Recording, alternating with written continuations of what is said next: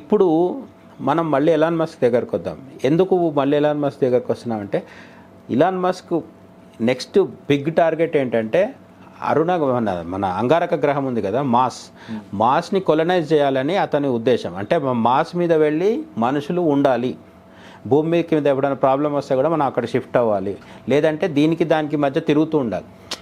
అసలు మనం ఒకప్పుడు అమెరికా ఖండానికి వెళ్ళకపోతుండే, అసలు అది ఉందని కూడా తెలియకపోదు. చాలా కాలం మనకు తెలియదు. కొలంబస్ వెళ్ళిన తర్వాత యూరోపియన్స్కి తెలిసింది. అప్పటి నుంచి మనము అట్లాంటిక్ ఓషన్కి అటువైపు ఉన్న అమెరికాకి ఇటువైపు ఉన్న దానికి మొదట్లో షిప్లో వెళ్ళేవాళ్ళు, తర్వాత విమానాల్లో వెళ్తున్నాం. ఇప్పుడు మనం మాట్లాడుకున్నట్టుగా రాకెట్లో వెళ్దామని ఆలోచిస్తున్నాం. అట్లా ఇలాన్ మస్క్ ఇంకొక టార్గెట్ ఏంటంటే అంగారక గ్రహానికి భూమికి మధ్య తిరగాలి అని చెప్పి. అదొకవేళ తిరగడం మొదలైతే ఇప్పుడు ఇంటర్స్టెల్లార్లో జరిగిందే జరుగుతుంది, కానీ చాలా చిన్నగా డిఫరెన్స్ ఉంటుంది. ఇక్కడ ఉన్నంత రోజే అక్కడ ఉంటుందని గ్యారంటీ లేదు. అంగారక గ్రహం మీద రోజు 24 గంటలు ఉంటుందా? ఉండదు, డిఫరెంట్గా ఉంటుంది. ఎందుకంటే భూమి కంటే ఎక్కువ దూరం తిరగాల్సి వస్తుంది. అట్లా పోయినా కొద్ది సోలార్ సిస్టంలో, సౌర కుటుంబంలో మనకున్న గ్రహాలు ఏవైతున్నాయో, గ్రహాలు ఎంత పెద్దదైనా సరే సూర్యుడికి ఎంత దూరంగా అయినా కొద్దీ అక్కడ రోజు పెరుగుతూ ఉంటుంది అన్నమాట. సో భూమి మీద కంటే అంగారకుడి కంటే గురుగ్రహం మీద కంటే శనిగ్రహం మీద ఒక రోజు అనేది చాలా ఎక్కువసేపు ఉంటుంది. అట్లనే ఒక సంవత్సరం అనేది కూడా చాలా ఎక్కువసేపు ఉండొచ్చు. ఎందుకు అంటే సూర్యుడి చుట్టూ తిరిగిన దాన్ని బట్టి ఉంటుంది. మనకు 365 రోజులు అవుతుంది భూమి, కానీ మనకంటే సూర్యుడికి దగ్గరగా ఉన్న బుధుడికి 365 రోజులు పట్టదు, తొందరగా సంవత్సరం పూర్తవుతుంది. ఈ విధంగా రేపు ఒకవేళ మనం మన జీవితకాలంలోనే చూడగలిగితే భూమికి అంగారకుడికి మధ్య ప్రయాణం చేయగలిగితే అక్కడ ఒక రోజు ఎంతసేపు అవుతుంది, ఇక్కడ ఒక రోజు, అక్కడ ఒక సంవత్సరం ఎంతసేపు అవుతుంది, ఇక్కడ ఒక రోజు సంవత్సరం ఎన్ని రోజులు అవుతుంది, ఇవన్నీ మనం కొత్త లెక్కలు అలవాటు చేసుకోవాల్సి వస్తుంది. అన్న ఇక్కడ ఒక డౌటు, ఇప్పుడు భూమి పైన ఇప్పుడు అక్కడికి పోతే సంవత్సరం చేంజ్ అవుతుంది. ఇప్పుడు ఇక్కడ 365 డేస్ ఉన్నాయి, అక్కడ ఒక 400 డేస్ వేసుకుందాం, 500 డేస్ వేసుకుందాం, లేదంటే డబల్ వేసుకుందాం. సో ఇక్కడ మనం ఒక సంవత్సరం లెక్కన మనం బతికేది ఒక 50 నుంచి 60 ఏళ్ళు ప్రజెంట్ ఉండే సిచ్యువేషన్లో బతుకుతున్నాం అనుకోండి. అక్కడికి పోతే రోజు పెరిగే కొద్దీ వయసు తగ్గుద్ది, 30 ఏళ్ళే బతుకుతాడా మనిషి? లేదు, మన జీవితకాలం ఎంత ఉంటుంది అనే దానికి అనేక కారణాలు ఉంటాయి. ఇక్కడ ఇప్పుడు భూమి 365 రోజుల పాటు తిరిగితే ఒక సంవత్సరం పూర్తవుతుంది కదా. ఇక్కడ మనిషి పూర్ణాయుష్ అంటే 100 సంవత్సరాలు, కానీ ఇక్కడ కూడా అందరూ 100 సంవత్సరాలు బతకట్లేదు కదా. అంటే ఒకటి వాడు వ్యక్తిగతంగా ఆరోగ్యంగా ఉండాలి, రెండోది భూ వాతావరణం, అంతేకాకుండా భూమి మీద మనం ఎక్కడున్నదని. అమెరికాలో చల్లటి ప్రదేశం ఉంటుంది, ఆఫ్రికా వేడిగా ఉంటుంది, మనది రెండు విధాల వాతావరణం ఉంటుంది. ఈ వాతావరణం కూడా వాడి మీద ప్రభావం చూపిస్తుంది. కాబట్టి డిఫాల్ట్గా ఇంతకాలం ఉంటుందని చెప్పలేం. అట్లా అని చెప్పేసి ఆ గ్రహానికి ఒక సంవత్సర కాలం ఎక్కువసేపు పడుతుంది కాబట్టి మనిషి ఎక్కువ రోజులు బతుకుతాడని కూడా చెప్పలేం. అక్కడ వెళ్ళి ఉండడం మొదలు పెడితే తెలుస్తుంది. సింపుల్గా అక్కడికి వెళ్తున్నాం కాబట్టి అట్లా అంటే ఇప్పుడు అంగారకుడు కాదు, ఇంకా వెనక్కి వెళ్ళిపోయి శనిగ్రహమో యురేనస్లోనో ఉంటే అక్కడ ఇంకా ఇప్పుడు కొన్ని గ్రహాలు ఉంటాయి. ఉదాహరణకి ప్లూటో తీసుకుందాం, అది ఇప్పుడు గ్రహం కాదని చెప్పారు మళ్ళీ. సరే, ఆ ప్లూటో లాంటి గ్రహం తీసుకుంటే భూమి 250 సార్లు తిరిగితే అది ఒకసారి తిరిగినట్టు అనమాట. సో ఇక్కడ 250 సంవత్సరాలు పూర్తయిపోతాయి. అంటే సింపుల్ లెక్క, సినిమాటిక్గా ఆలోచించుకుంటే ఏంటంటే ఈ భూమి మీద ఉన్నవాడు 250 ఏళ్ళ ముసలోడు అయిపోతాడు, అక్కడ ఉన్నవాడికి ఒకటే సంవత్సరం అవుతుంది.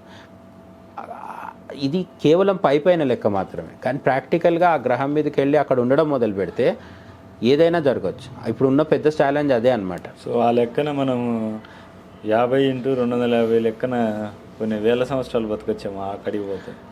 బతుకుతామనే గ్యారంటీ లేదంటున్నాను నేను.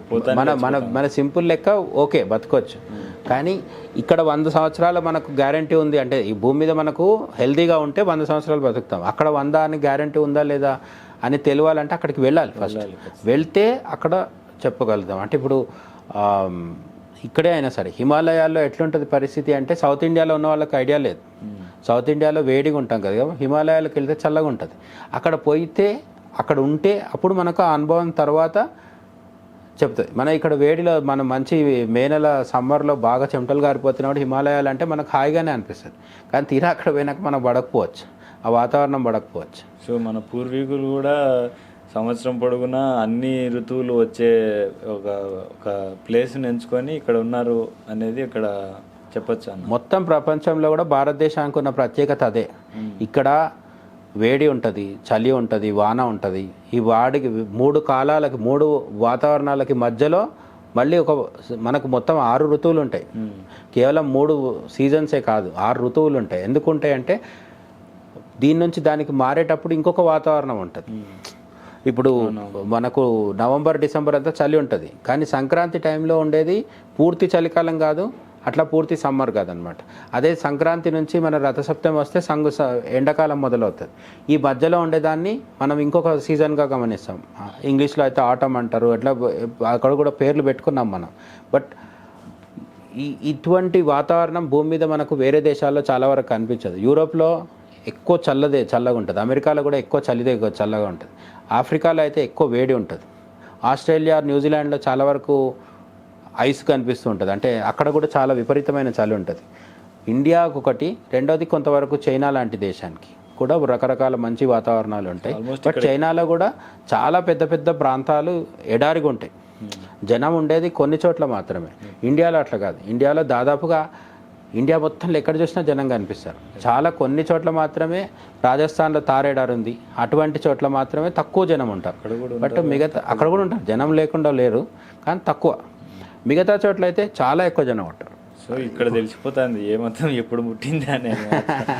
అంటే మన నాగరికత, మతాలు ఇవి మాట్లాడుకోకున్నా సరే, కేవలం నాగరికత అయినా సరే చూసుకుంటే ఇప్పటి వరకు కనుక్కున్న నాగరికతలు అన్నిట్లలో అత్యంత పురాతనమైంది భారతదేశం. ఎందుకంటే ఈ పిరమిడ్ల కాలంలో కూడా భారతదేశంలో మనుషులు ఉన్నారు. ఆ తర్వాత రోమ్కు పరిపాలించినప్పుడు కూడా భారతదేశంలో ఉన్నారు. ఇంకా తవ్వినా కొద్దీ కొత్త ఆధారాలు బయటకు వస్తున్నాయి. ఇప్పుడు ద్వారకలో, సముద్రంలో ద్వారక బయటపడింది.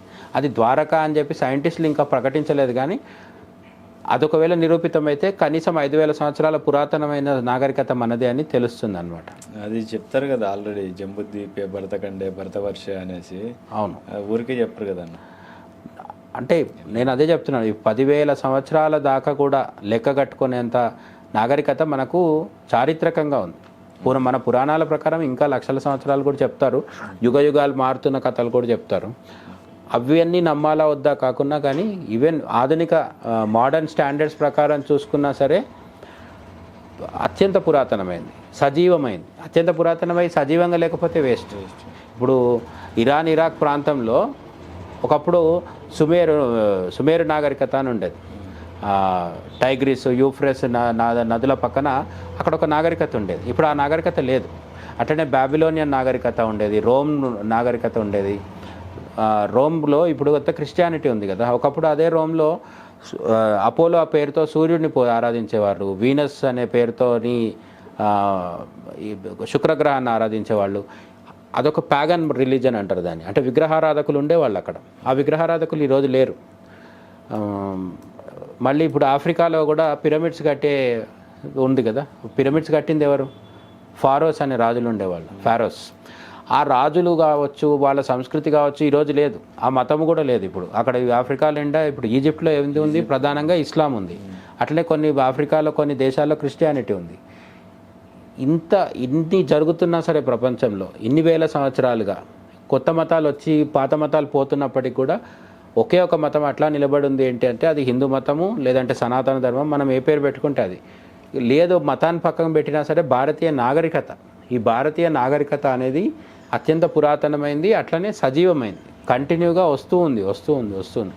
ఇది ఇంకెక్కడా లేదు. కొన్ని నాగరికతలు 1000 ఏళ్ళు 2000 ఏళ్ళు ఉండి కూడా పోయినాయి, ఇప్పటికే పోయినాయి. ఇంకా పోకుండా ఉంది కాబట్టి మనం మాట్లాడుకోగలుగుతున్నాం. ఆ పోకుండా ఉంది కాబట్టి మనకు ఆధారాలు దొరుకుతున్నాయి. మన భాగవతము కొన్ని వేల సంవత్సరాల కింద రాయడం జరిగింది. ఇలాన్ మస్క్ నేను ఇప్పుడు వెళ్తా అంటున్నాడు, ఇంటర్స్టెల్లార్ మొన్న ఎప్పుడో తీసాను. ఇవన్నిటిని మనం పోల్చుకోగలుగుతున్నామంటే మన నాగరికతని మన పెద్దలు ఎన్ని కష్టాలు వచ్చినా సరే సజీవంగా ఉంచడం వల్ల వచ్చింది. సో మనం తర్వాత తరాలకు కూడా సజీవంగా మన నాగరికతను అందించడం కంటే గొప్ప కర్తవ్యం ఏమి ఉండదు.